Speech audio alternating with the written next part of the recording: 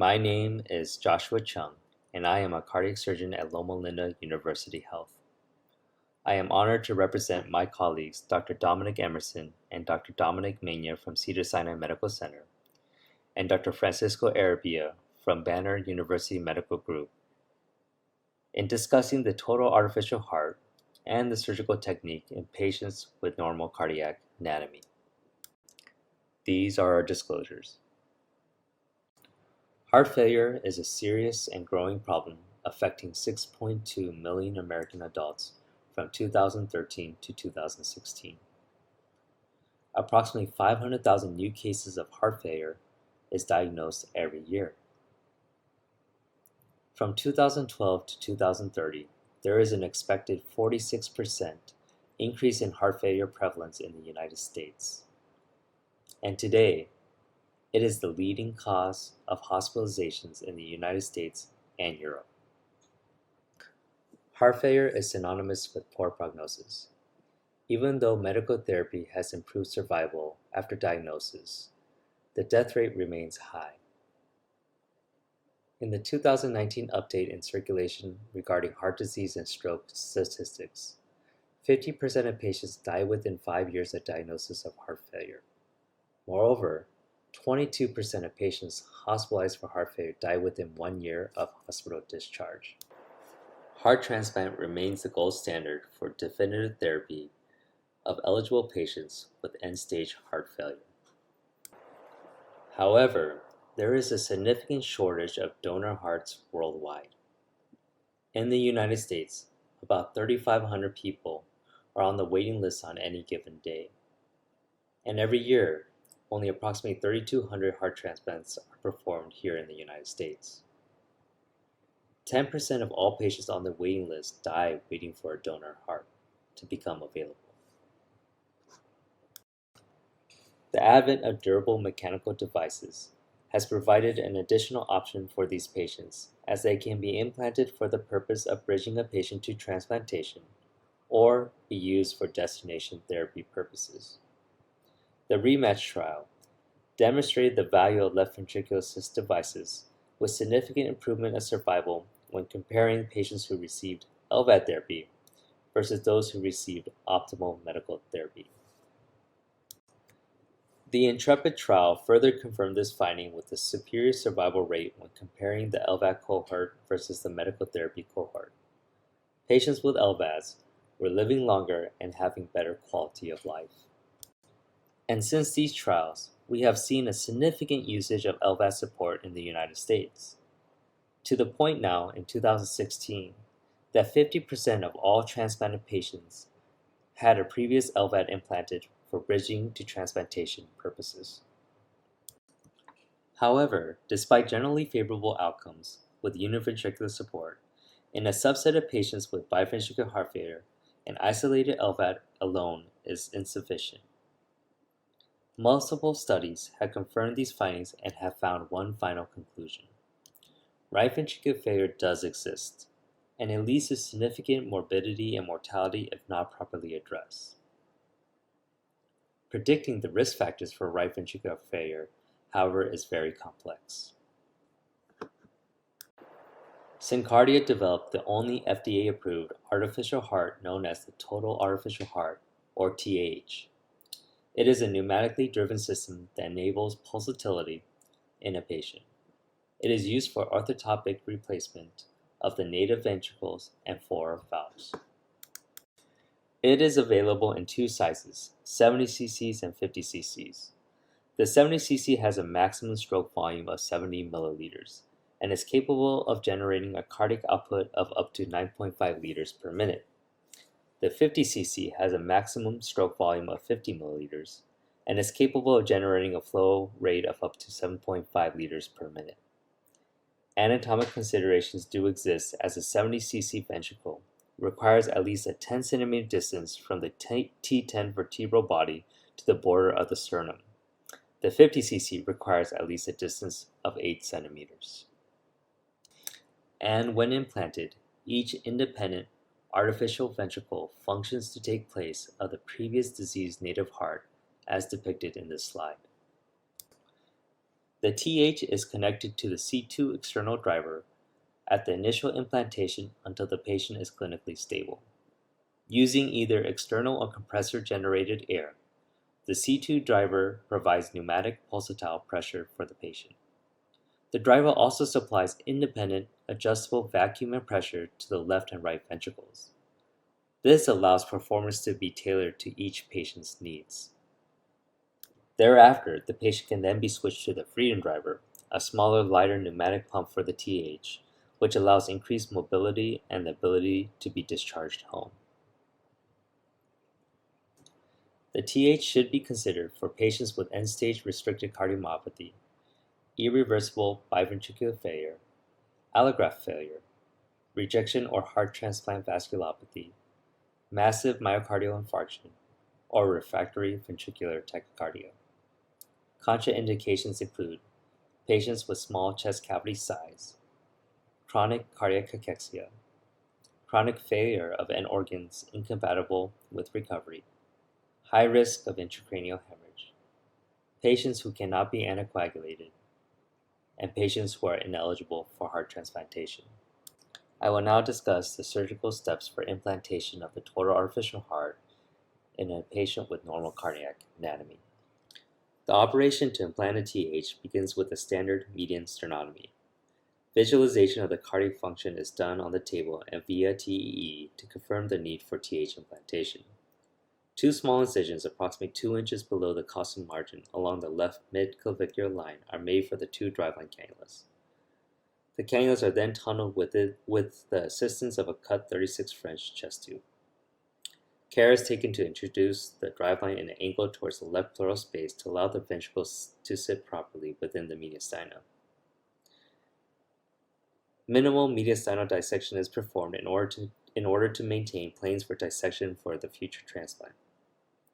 The distal ascending aorta is cannulated and bicable cannulation is performed via the right atrium in order to assist with leaving the SVC and IVC intact. Tapes are placed around the SVC and IVC.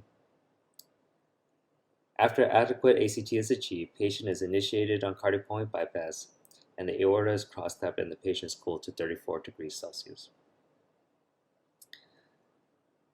Cardiectomy is performed by initially incising the right ventricle along the right atrioventricular groove and carrying this incision circumferentially around the base of the RV, taking care to leave the tricuspid annulus intact. The residual ventricular muscle should be thin and approximately 1 centimeter wide. The tricuspid valve is excised, leaving 1 to 2 millimeters of tricuspid leaflet remaining attached to the annulus. This is often used as an added buttress for the future anastomosis.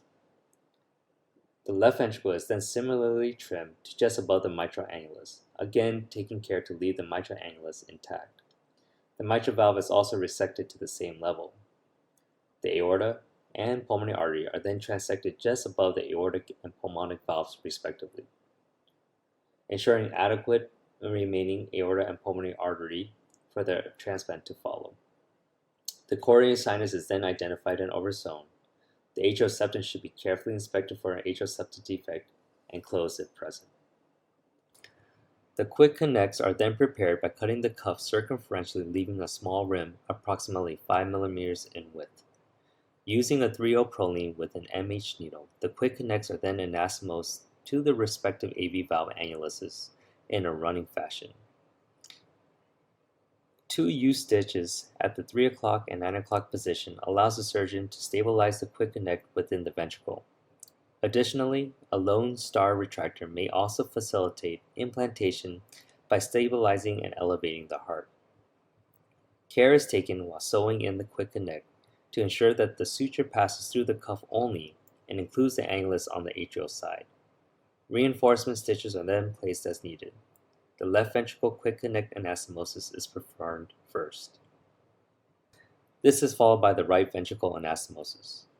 At times when the patient's muscle is friable, a strip of felt pledget covered with a thin cortex membrane can be used to reinforce the anastomosis. The ventricles of the TH are then inserted but not connected to accurately measure the length of the aortic and pulmonary grafts. The pulmonary graft is longer than the aortic graft as it overrides the aortic graft when the TH is implanted. Careful sizing is critical to avoid kinking or stretching both grafts.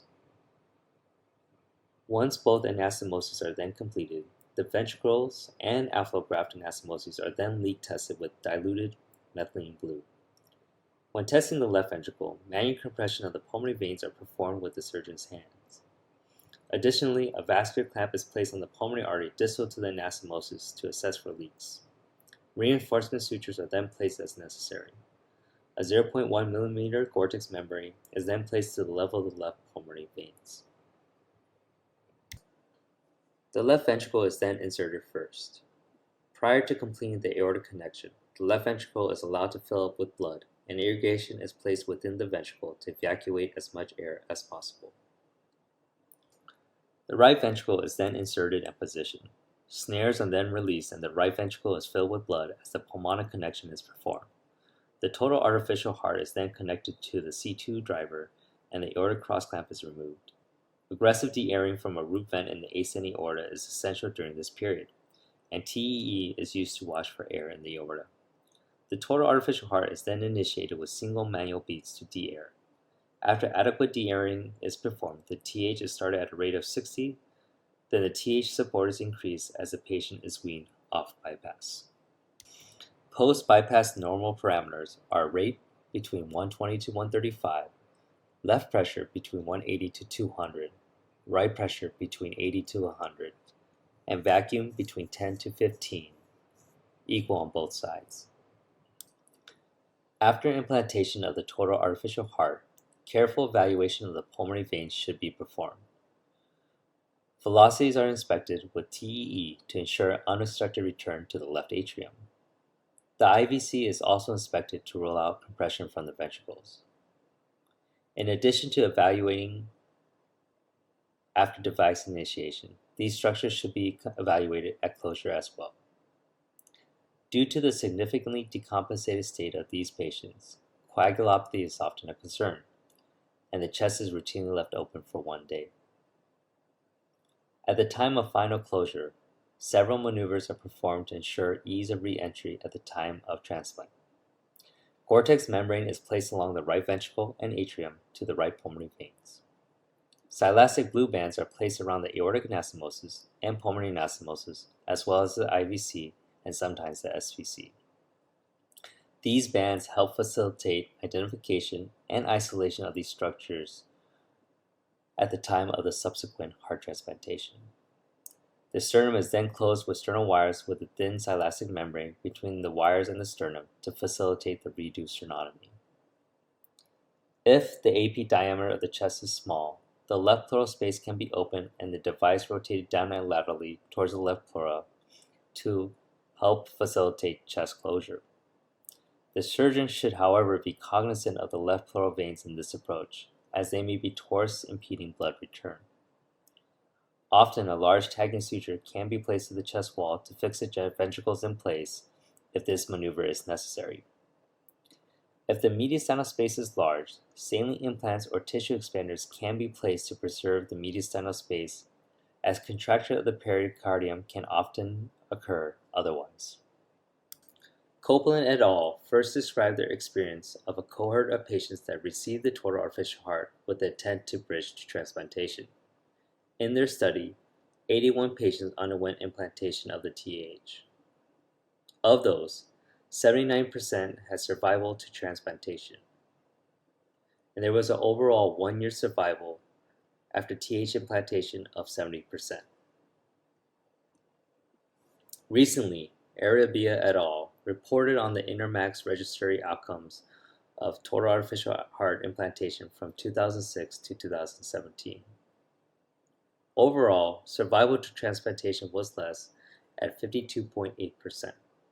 The total mortality rate was 34.1%, with the most common cause of death being multi-system organ failure, followed by neurologic injury, and then by elective withdrawal of support.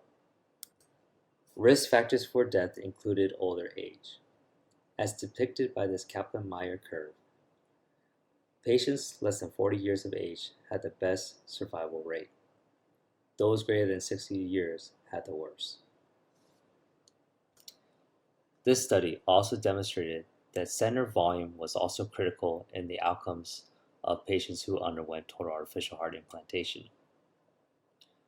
Those centers that did more than 10 THs per year versus those that did less than 10 per year had a significant mortality rate difference. The 12-month survival for those that did greater than 10 was 64.8% versus 36.7% who did less. The future of artificial heart devices is extremely bright. Recently in France, a bioprosthetic artificial heart named CARMAT was developed and underwent a pilot study. This artificial heart is made of biocompatible materials with the potential to reduce thromboembolic events. It is pulsatile, and it is the first intelligent artificial heart to offer an immediate automated response to the patient's physiologic needs. An early feasibility trial in the United States is pending, as center enrollment is ongoing. Bivacor is an artificial heart created in Houston, Texas, and is currently undergoing animal studies. This artificial heart operates by two centrifugal impellers placed on a single magnetically levitated rotor that can provide high flows over 12 liters. The pump also has a smart controller that adapts to the changes in the patient's activities. This artificial heart is small enough that it can be implanted in a child. Cleveland Clinic has developed a continuous flow artificial heart that is valveless, centraless, and provides pulsatility. It is able to passively self-balance the left and right circulations without electronic intervention, and it is currently undergoing animal studies. In conclusion, severe end-stage biventricular heart failure is a complicated problem for the clinician. Though left ventricular assist devices have generally good outcomes, there is a significant subset of patients that require biventricular support. SynCardia TH is the only FDA-approved artificial heart available today. And in reviewing the outcomes, there is good success in bridging patients to transplant with the current TH. The future, however, is very bright, with more artificial hearts being created and undergoing animal and early feasibility trials. Thank you.